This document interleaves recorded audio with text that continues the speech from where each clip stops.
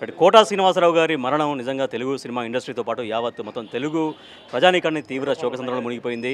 So quota and బాబు మోహన్ గారు ఇద్దరు ఒక ఆత్మ ఒకరి శరీరం లాంటి వాళ్ళు. అటువంటి ఒక బంధంలో నుంచి వారి అన్న కోటన్న దూరం అయిపోయారు. సో బాబు మోహన్ గారు బిగ్ టీవీతో ఎక్స్క్లూజివ్గా మాట్లాడుతున్నారు. బాబు మోహన్ గారు చాలా విషాదకరం నిజంగా. కోట గారు అంటే బాబు మోహన్ గుర్తొస్తారు, బాబు మోహన్ అంటే కోట గుర్తొస్తారు. సో అటువంటి మీ కోటన్న పోయినటువంటి చాలా విషాదమైన క్షణాల్లో మీతో మాట్లాడుకొస్తారు. మాట్లాడండి. ఎస్ అంటే ఇక వారితో అనుబంధం అనేది మాకు ప్రత్యేకంగా చెప్పాల్సిన పని లేదు, ప్రతి ఒక్కరికి తెలుసు. సో ఈ వార్త తెలియగానే మీ దిగ్భ్రాంతి ఎట్లా, మీ ఫస్ట్ రియాక్షన్? దిగ్భ్రాంతి అనాలనో ఉలిక్కి పడ్డాను అనాలనో అర్థం కావట్లేదు, కానీ మీడియా వారే, ఎలక్ట్రానిక్ మీడియా వాళ్ళే లేపారు. మీకు తెలియదా అన్నారు. ఏంటన్నా? కోటగారు అన్నారు. ఇవాళ వెళ్తున్నా ఏ అన్నా, మీకు తెలియదు అయితే అని చెప్పారు. ఏం అర్థం కాలేదు.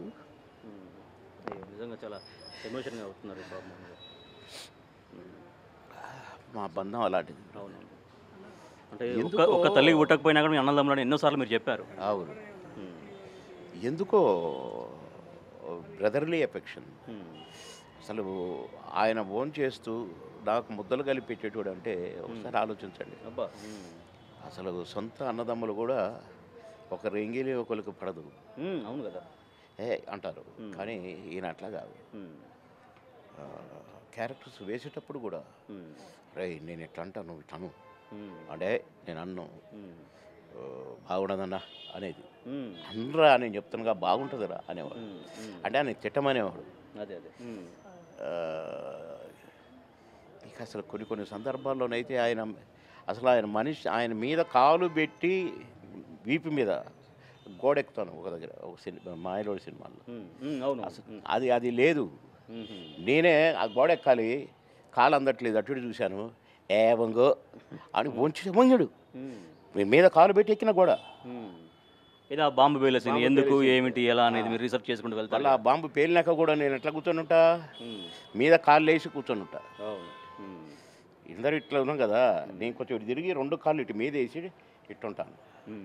ఎవరు ఊరుకుంటారండి? నాకు సీనియర్ నటుడు ఆయన, కానీ నాతో ఎంతో సన్నిహితంగా ఉండేది, ఎంతో ప్రేమపూర్వకంగా ఉండేది. నేను నటిస్తుంటే సంతోషించేవాడు. నాకు పాట ఉందంట, కొట్టారు నా కొడక దంచుతావులే నువ్వు అని అనేవాడు. ఇట్లా ఎన్నో సినిమాలు, ఇద్దరిది ఒకే టైపు సెటైర్స్ అయినా కూడా ఒక సినిమాకు సంబంధం లేకుండా చూసుకునేవాళ్ళం. మళ్ళీ మేము ఇప్పుడు మామగారు కామెడీ క్యారెక్టర్, మాయలోడు కామెడీ క్యారెక్టర్, దీనికి దానికి సంబంధం ఉండదు. బాబు బామ్మర్ది కామెడీ క్యారెక్టర్, సీతారత్నం గారు అబ్బాయి కామెడీ క్యారెక్టర్, దీనికి దానికి సంబంధం ఉండదు.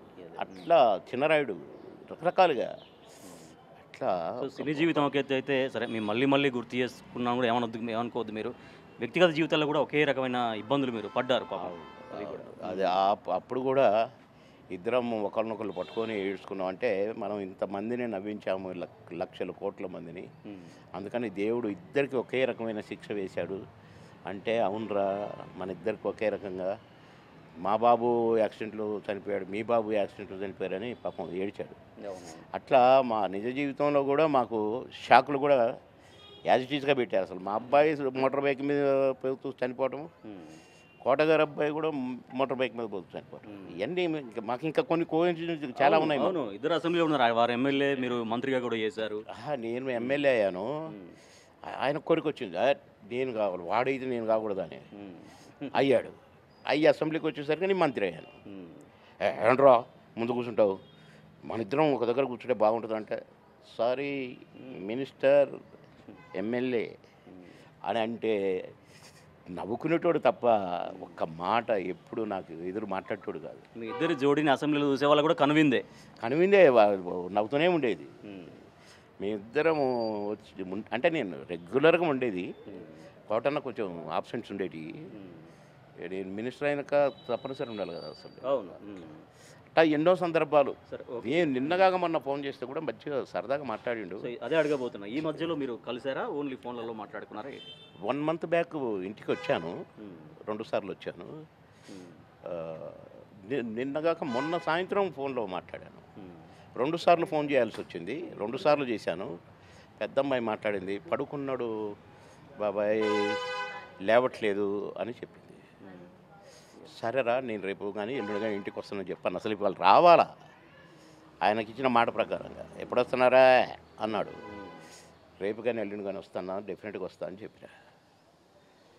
అది అలాంటి మా బంధం విడిపోయింది. చాలా చాలా బాధాకరం అండి నిజంగా.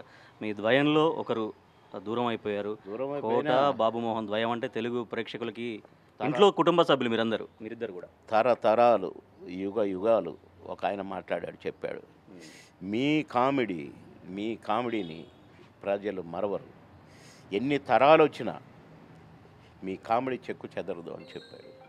ఎందుకంటే అది ఏ సందర్భంగా వచ్చిందంటే ఆ మాట, జంబలకిడి పంబ అనే సినిమా నిన్నటితో 33 సంవత్సరాలు పూర్తి చేసుకుందట. అంటే ఈ ప్రేక్షకులు కూడా ఫ్యాన్స్ భలే ఫాలో అవుతారు. నేను మర్చిపోయినా మీకంటే ఎక్కువ మాకే గుర్తుంటుంది. ఆయన చెప్తున్నాడు, ఇవాళతో 33 సంవత్సరాలు పూర్తి అయినాయి సార్. నాకు మొన్ననే క్లిప్పింగ్స్ పంపారు నాకు. నేను టీచర్గా ఉంటాను క్లాసులో. ఆ కోటాన్ని నేను తిట్టడము, బ్రహ్మానందాన్ని తిట్టడం, వాళ్ళు నన్ను అది ఆ క్లిప్పింగ్స్ పంపారు నాకు. నిన్ననే వాళ్ళు 33 సంవత్సరాలు పూర్తయిందన్నారు. అట్లనే మాయలోడు 36 సంవత్సరాలు పూర్తయింది. 36 సంవత్సరాలు. అచ్చిరెడ్డి గారు అడిగారు, బాబుమోహన్ గారు గుర్తుందా అన్నాడు. ఏంటంటే, మాయలోడు సినిమా, నీ పాట సినిమా రిలీజ్ అయ్యి ఎన్ని సంవత్సరాలు తెలుసా అన్నాడు. గుర్తులేదన్నా. 36 సంవత్సరాలు. ఇంకా నిన్ననే రిలీజ్ అయినట్టే ఉంటుంది ఆ పాట అని చెప్పారు. అది మా బంధం కానీ మా కాంబినేషన్ కానీ చెక్కు చెదరని కాంబినేషన్. మేము పోయినా మా కామెడీ ఎక్కడికి పోదు.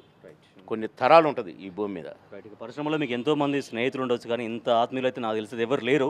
సో అటువంటి ఆత్మీయుని కోల్పోయారు. సరే, మీరు కూడా ధైర్యంగా ఉండాలి, మీరు కూడా ఆరోగ్యంగా ఉండాలి, మంచిగా మనస్ఫూర్తిగా కోరుకుంటున్నాం. సో బిగ్ టీవీ తరపున నిజంగా మీ స్నేహితుడు, మీ అన్న కోటన్న పోయినందుకు నిజంగా అందరం బాధపడుతున్నాం. ఎస్, ఇది బాబుమోహన్ గారు బిగ్ టీవీతో ఇచ్చినటువంటి ఎక్స్క్లూజివ్గా వారు చెప్పారు.